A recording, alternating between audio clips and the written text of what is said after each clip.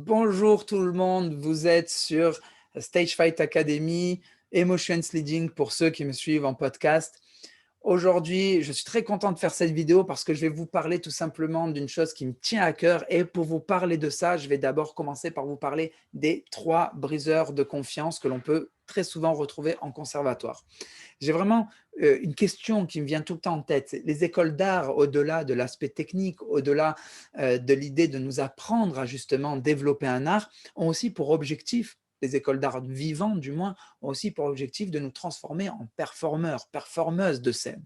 Alors la question qui me vient, c'est pourquoi beaucoup de ces écoles nous préparent à la scène uniquement que par une seule technique, la pression.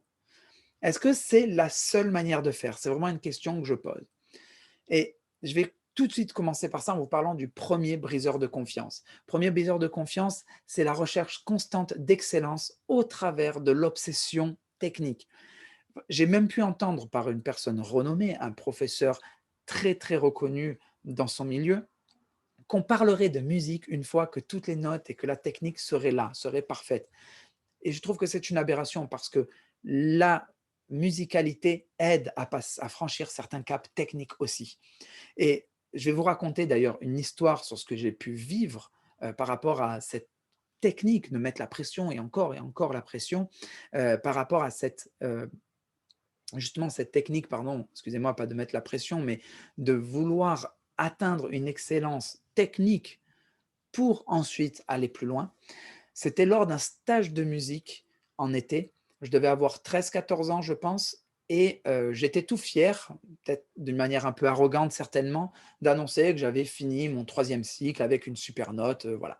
Et là, le professeur, donc on se présentait devant tout le monde et le professeur a dit: «Bah, puisque tu fais le malin, tu vas passer en premier.» Donc le cours était devant tous les autres, environ une vingtaine de personnes, peut-être 25, peut-être 30, je ne suis plus très sûr, et durait une demi-heure. Pendant cette demi-heure, j'ai joué l'appel de Richard Strauss du premier concerto en mi bémol pour corps, pour ceux qui connaissent, et il m'a arrêté au bout des 3 premières mesures, car je n'avais pas de continuité d'air entre les notes. Donc, pour une bonne raison, il m'a dit de recommencer, d'essayer d'avoir une continuité. Puis j'y arrivais pas parce que finalement, on m'avait jamais véritablement appris à faire ça. Et ce qui s'est passé, c'est qu'il m'a fait reprendre ces 3 mesures en boucle pendant toute la demi-heure du cours. Et il n'était pas agréable avec moi. Il me parlait comme si j'étais nul, comme si j'avais jamais, comme si c'était de ma faute de ne jamais avoir appris à travailler correctement, comme si j'étais responsable de cette situation. Et pendant tout ce moment, bien sûr, j'ai été tenace, bien sûr, je me suis accroché et j'ai essayé de donner le meilleur de moi-même parce que je voulais prouver que j'étais capable, je voulais prouver que j'étais pas c'est finalement cette merde qu'il était en train de présenter à tout le monde, que j'étais quelqu'un qui avait un potentiel. Mais en parallèle, j'avais juste envie de pleurer, j'avais envie que ça s'arrête, j'avais envie d'arrêter de me faire humilier devant tout le monde, j'avais envie euh, d'avoir un cours normal. Alors ça m'a appris à plus travailler. Pendant les 3 jours suivants, j'ai travaillé comme un malade pour atteindre cet objectif de regarder, je suis capable, mais ça a été, j'avais la boule au ventre pour aller en cours après. Finalement, donc cette situation a duré 3 jours. Pendant 3 jours, j'ai travaillé que ce début de morceau, pendant une demi-heure à chaque fois. Finalement, le 3e jour, il a quand même annoncé, aussi devant tout le monde, que j'avais fait de super progrès, que j'avais beaucoup avancé, que je devais continuer à travailler comme ça et que c'était très bien. Donc, c'était vraiment une technique pédagogique, une méthode pédagogique. Mais cette méthode pédagogique, finalement, n'a-t-elle pas aussi détruit quelque chose en moi? Ne m'a-t-elle pas ne m'a-t-elle pas amené à me dire que je n'étais pas au niveau, que je n'avais pas les bonnes bases et finalement à créer un doute en moi, à créer le début de mes stress, le début de mon trac, peut-être. Et d'autres personnes qui sont peut-être encore plus fragiles. J'ai connu beaucoup de gens qui arrêtaient parce qu'ils se sentaient humiliés pendant les cours. Donc ça, c'est vraiment quelque chose qui est très, très difficile et qui est très courant dans les conservatoires ou les écoles de musique. Si d'ailleurs vous n'avez pas vu le film Whiplash, je vous le conseille fortement. Ensuite, le deuxième briseur de confiance, c'est, comme tout à l'heure je l'ai dit en me trompant, c'est de jouer sur la pression pour habituer les élèves au monde professionnel, les habituer vraiment à être tout le temps dans la pression. Et je ne sais pas si vous avez regardé l'entretien avec Philippe Lorsa. Pendant cet entretien, à un moment donné, il explique que lui, il a eu un professeur qui volontairement crée énormément de pression, aussi bien pendant les cours et encore plus pendant les représentations qui étaient des fois juste entre la classe, entre les élèves de la classe, petite audition entre eux. Et la pression était tellement forte qu'ils étaient tous terrorisés à l'idée de jouer devant les autres. Et ce qui s'est passé, finalement, l'effet bénéfique, comme Philippe me l'a raconté, c'est que pour lui, le jour où il s'est retrouvé en concours, c'est devenu finalement, il s'est dit, waouh, en fait, le concours, c'est pas grand-chose en comparaison de ce que je vis en cours. Donc finalement, pour lui, c'est un effet bénéfique.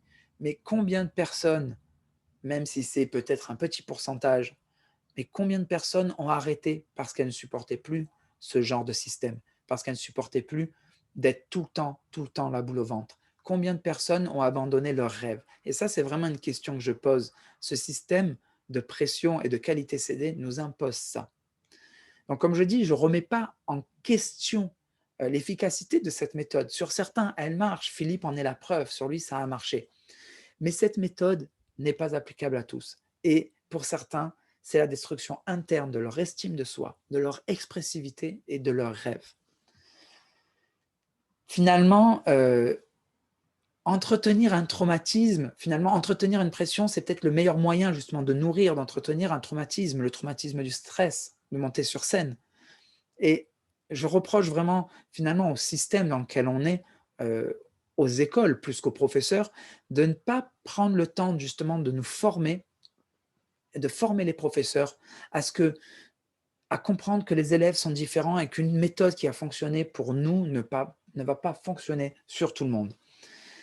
Et que préparer, que finalement, les écoles aujourd'hui ne préparent que ceux qui sont les plus résistants à la pression. Et les autres, finalement, on les laisse. Et encore, ça, ce n'est qu'en apparence. En réalité, il y a encore un troisième créateur de pression, de perte de confiance, un troisième briseur.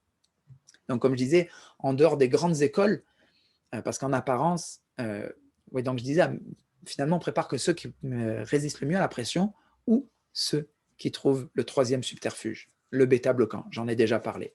Et en fait, en dehors des grandes écoles où la notion de coach dans la gestion des émotions est enfin là, enfin présente, c'est souvent une petite option à droite à gauche. On n'a pas vraiment trop le choix des techniques parce qu'il y a plein de techniques différentes. Mais en dehors de ça, dans les grandes écoles, finalement, l'alternative, c'est le bêta-bloquant. Et le troisième briseur, c'est donc ce comprimé qui donne l'illusion que le problème est traité, même si cela, en fait, ôte la majorité des émotions à transmettre. Pour, toujours pareil, pour une partie, certains s'en contentent et sont très bien avec, d'autres, finalement, se sentent étouffés, se sentent bâillonnés et ont l'impression de ne pas transmettre ce qu'ils veulent, se sentent finalement un petit peu comme des zombies. Et alors, je vais vous parler justement, parce que j'ai pris le temps un petit peu de sonder les personnes autour de moi, dans les grandes écoles, d'aller chercher. Et savez-vous quel est le résultat quant à la prise de bêta-bloquant? C'est vraiment une vérité alarmante. Si je m'assois là maintenant, si vous asseyez à une table de 5 musiciens en études supérieures, vous en aurez un qui n'a jamais touché au bêta-bloquant. Vous en aurez un autre qui a soit essayé une fois, soit il en prenait mais il a arrêté. Et vous en aurez deux qui en prennent régulièrement. Et finalement, souvent, les personnes qui en prennent régulièrement, elles aimeraient se libérer de ce comprimé. Mais elles disent toujours, ouais, mais attends, essayez quand même, là, c'est risqué, c'est vraiment risqué. Moi, j'ai trop peur, j'ai vraiment peur d'une chose, c'est que si j'essaie et que j'ai à nouveau le trac, toute la confiance que j'ai prise ces dernières années en prenant ce comprimé, je vais la perdre complètement, je vais devoir tout recommencer à zéro. Elles ont peur de repartir à zéro. Donc là, on est quand même face finalement à l'un des plus grands malheurs, je pense, de l'artiste de scène. C'est qu'aujourd'hui, on a des artistes qui sont prêts à étouffer leur expressivité, l'essence même finalement de l'art avec un grand A. Ils préfèrent étouffer cette expressivité plutôt que de prendre le risque d'avoir une fois une mauvaise émotion. Donc, ce que je veux dire, c'est finalement, est-ce qu'on peut reprocher aux professeurs d'utiliser les techniques dont j'ai parlé, aussi bien de proposer des bêta-bloquants que d'utiliser la pression pour nous habituer ou encore de vouloir nous transformer en robots capables de jouer comme des machines parfaitement et oublier finalement l'expressivité. Je ne pense pas qu'on puisse reprocher ça aux professeurs. Bien sûr que non, qu'on ne peut pas leur reprocher. Parce que s'ils utilisent ces techniques, c'est qu'elles ont fonctionné chez eux, pour eux. Et ils sont peut-être même certains encore victimes finalement de leur stress. Et peut-être certains profs utilisent eux-mêmes le bêta-bloquant. Mais il me paraît quand même aberrant de constater que des techniques utilisées dans d'autres milieux n'arrivent pas à percer dans nos écoles. On a des techniques vraiment sur le travail mental, sur la confiance, sur la performance qui sont utilisées par les grands orateurs dans tous les milieux politiques, dans les grandes entreprises, utilisées chez les sportifs de haut niveau et nous, musiciens ou peut-être artistes de scène en général, qui sommes finalement comparables à des sportifs de haut niveau. Nous vivons encore au 19e siècle. Et ça, c'est quelque chose que je trouve aberrant. Ces méthodes, finalement, sont mises à la marge dans les écoles. Elles sont vues comme illégitimes. Et souvent, c'est parce que si elles n'ont pas été encore validées par le système, c'est quelque chose qui est, oui, bon, un peu ésotérique. Et c'est souvent vu d'ailleurs comme ça par les personnes qui, elles, ne vivent pas le trac, qui ne savent pas exactement la souffrance, qui ne connaissent pas la terreur vécue par ceux qui ont un trac profond. Ces personnes-là, elles ont juste un simple trac, comme tout le monde, et quand elles sont sur scène, ça va bien, et elles pensent que c'est juste une question de bah, c'est bon, quand on va sur scène, on y va. Et donc, elles rejettent ça en bloc. Mais des personnes qui en auraient vraiment besoin sont privées de ça. Et finalement, aussi, on pourrait se dire, ok, c'est bien beau de dire ça, mais les parents dans les écoles de musique, eux aussi, font confiance au système et pensent que seuls ceux qui sont validés par le système sont compétents. Donc, c'est pour ça qu'ils ne vont pas non plus aller voir ailleurs. Et puis, franchement, qui va payer, quel parent va payer un coach pour son gamin de 10 ans? Personne. C'est normal, à part quelques exceptions dans des hautes sphères. Mais si toi, par exemple, en tant qu'amateur professionnel, tu connaissais cette méthode, tu l'avais appliquée sur toi-même, parce que toi-même, tu vis peut-être encore le stress et le trac, et que tu te dis, ben, j'aimerais bien me libérer du bêta-bloquant, ou je ne savais même pas qu'il y avait du bêta-bloquant, mais il y a une autre technique, c'est encore mieux, je n'ai pas envie de prendre un comprimé. Ben, peut-être que tu pourrais, toi, ensuite, l'utiliser, aussi bien dans ton enseignement que dans les gens de ton entourage qui ont le trac, le stress, qui, pour des entretiens, des rendez-vous, qui ne savent pas se mettre à l'aise, tu pourras très bien transmettre ça. Et la question aussi qu'on doit se poser, c'est est-ce que ça vaut vraiment le coup d'essayer de vouloir changer le système, de dire au système, écoutez, il faut qu'on ait plus de personnes spécialistes du trac dans les écoles, ou alors est-ce qu'il vaut mieux que nous, personnes concernées directement, les professeurs, par exemple, ceux qui sont au front, en première ligne, est-ce que ce ne serait pas mieux que nous-mêmes, on fasse un travail sur nous-mêmes? Parce que si on fait ce travail sur nous-mêmes, on saura exactement ce que c'est. On connaît le problème. Nous-mêmes, on a ce stress. Donc, quand on a un élève qui est face à cette problématique, on sait ce qu'il ressent. Le problème, c'est que souvent, on ne sait pas comment l'aider. Et si on savait comment l'aider, on pourrait aller beaucoup plus loin.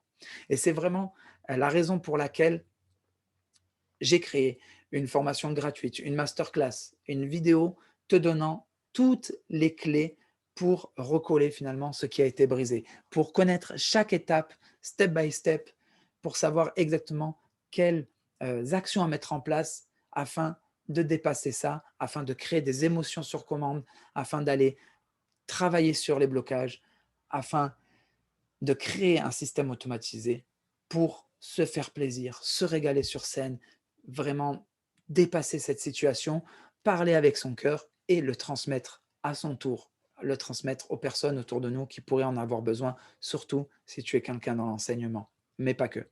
Donc, je te donne rendez-vous dans cette masterclass, qui doit avoir le lien là ou là, je ne sais jamais à quel endroit c'est pas grave. Et mon dernier conseil, comme d'habitude, vous le connaissez, kiffez, kiffez, kiffez votre scène, kiffez, il n'y a que ça qui est important. Vraiment, c'est le plus important. Je vous donne rendez-vous dans une prochaine vidéo. Ciao!